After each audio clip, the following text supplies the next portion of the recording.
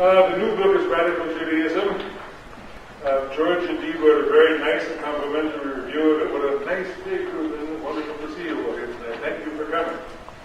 But there was a nasty review of this written by a certain Orthodox rabbi in a major publication just about a week or two ago, and the title of the review was The Hidden Master. He suggests that even though I was a student of Abraham Joshua Heschel, and I studied the Hasidic masters, and I have been for years working on the writings of Hillel Zeitman, my hidden master, the person whom I really follow, was none other than Mordechai Kaplan. I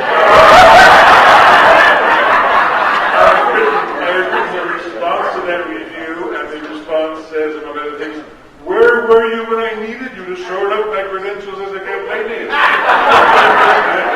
It's too late now to rediscover the secret campaigning, but all right.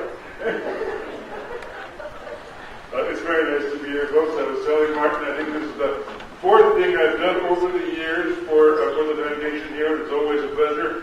Do go to that retreat to hear my friend Danny Matt. He's terrific, and that's an opportunity you shouldn't miss. I'll just give a plug for another program, and a dear student, once a student, but now a dear friend and colleague for many, many years. The topic tonight is a creation theology, a Jewish creation theology for the 21st century.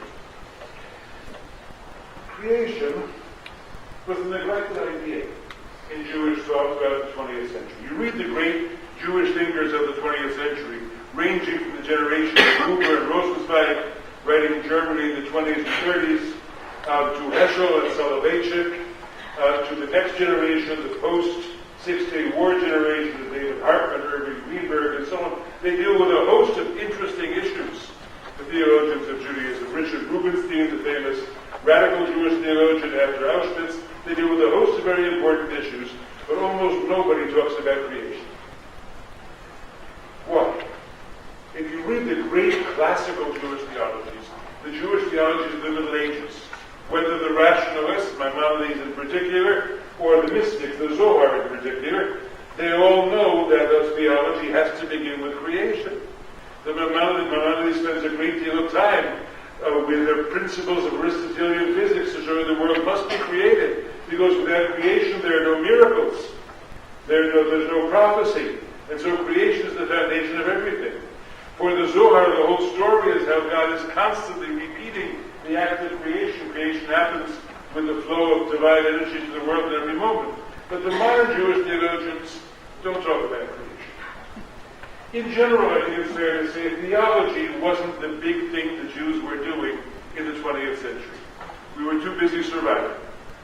We were too busy surviving the transition from Europe to Israel and America. We were too busy surviving the Holocaust. We were too busy building a state. There were lots of things we had to deal with. Theology wasn't very much on the mind of the Jewish people in this century. If they did ask theological questions, there were two. Number one, providence. Where was God? How did God let it happen? That was the big theological question on the minds of Jews. And second, I think the question of authority. Did God really give the Torah? Did God really come out and say those things, demand that we do those things? If God didn't, why should we do them?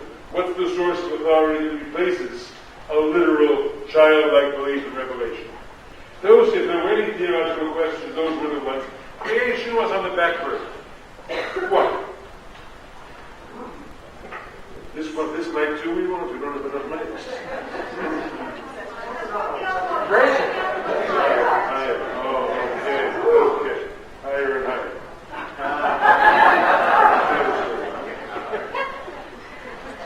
Why was creation on the back burner? I think there was a certain embarrassment about the fact that we have a creation story that we love, that we revere, that's ours, and that we don't believe. We raise our cups on Friday night, I do too, happily so, and say, heaven and earth were finished on the seventh day, and all their hosts.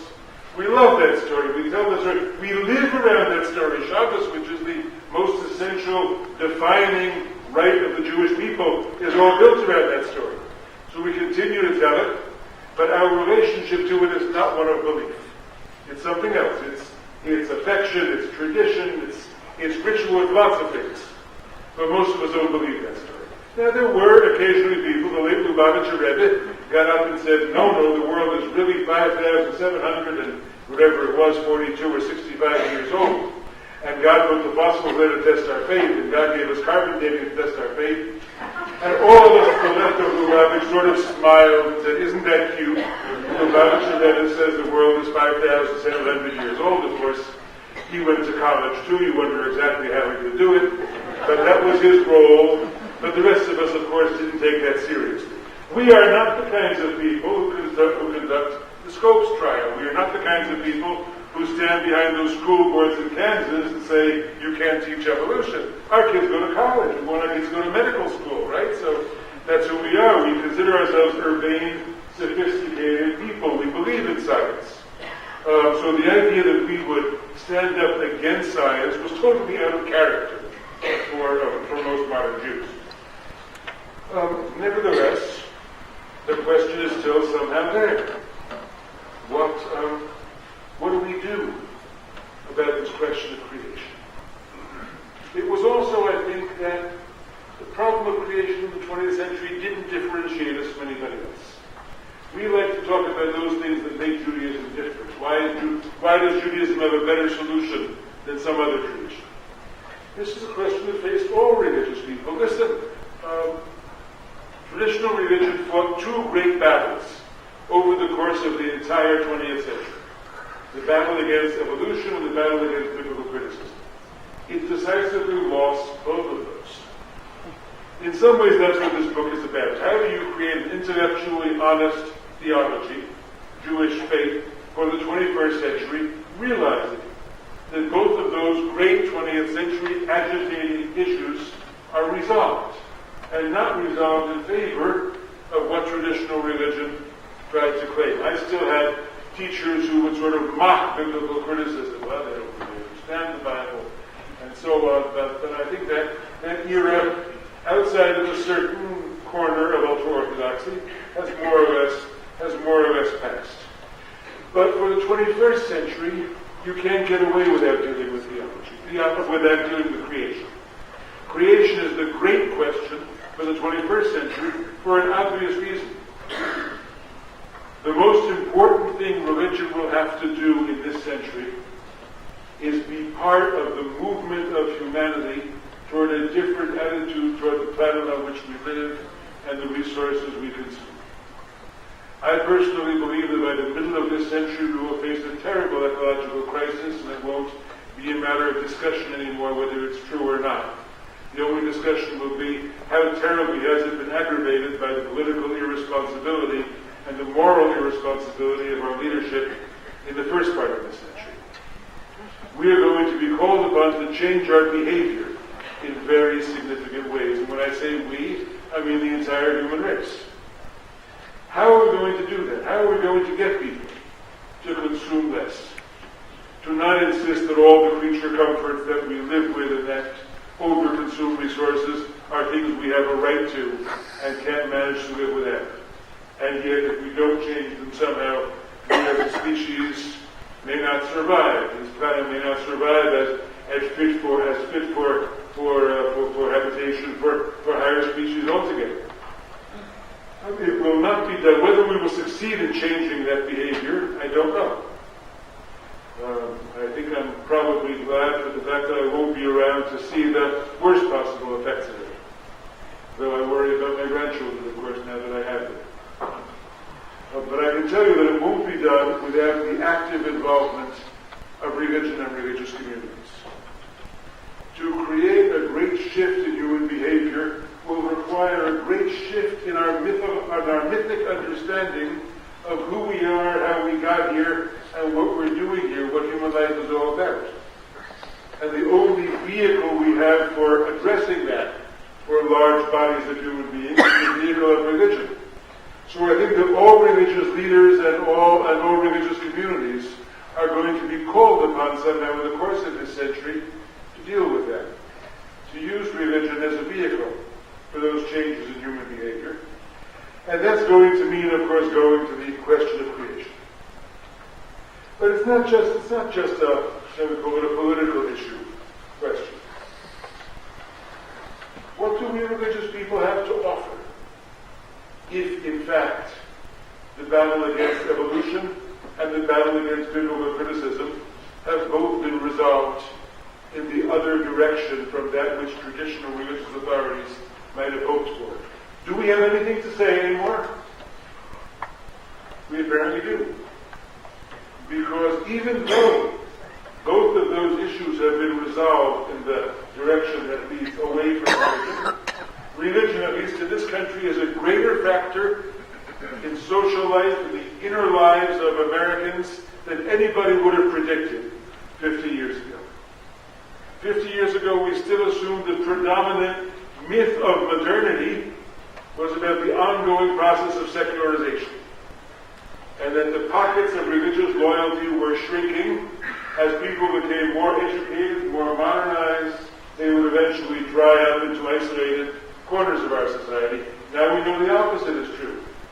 That religion is growing as a force, that all kinds of religion, every variety of religion, from the most liberal and interfaith and open-minded to the most rigid and dogmatic and fundamentalist, are all thriving in the context of a society that sees itself very deeply as a religiously shaped society. So, we have to ask, in that context, what do we have to say?